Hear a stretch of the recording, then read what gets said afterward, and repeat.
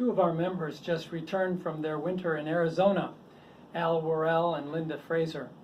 As they were traveling down the highway, they had a flat tire, and the man who helped them along the road was a hardworking tire changer, highway support person, and Al engaged him in conversation and learned that the man had been in the hospital that morning because of stress on his heart. And in the afternoon, he was back on the road, working, taking care of people.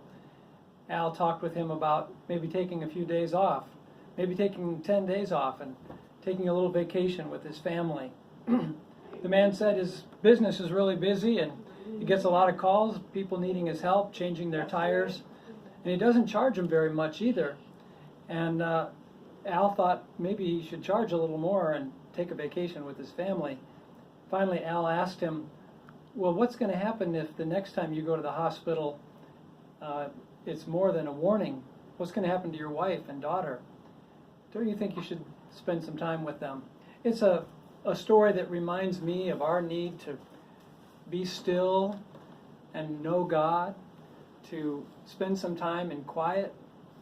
In the book of 1 Kings, chapter 19, the prophet Elijah goes out to Mount Horeb, where he's really fearful for his life.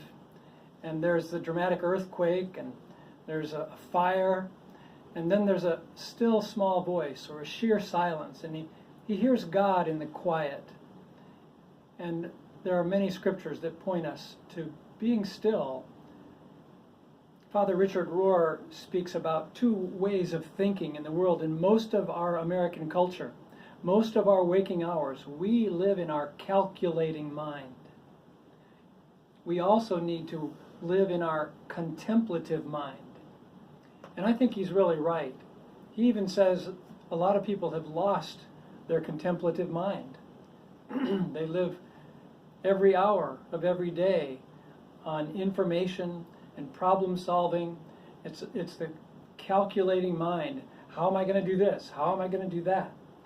And God is there too, but we need to step back and engage our contemplative mind, the part of us that wonders and experiences awe and worship.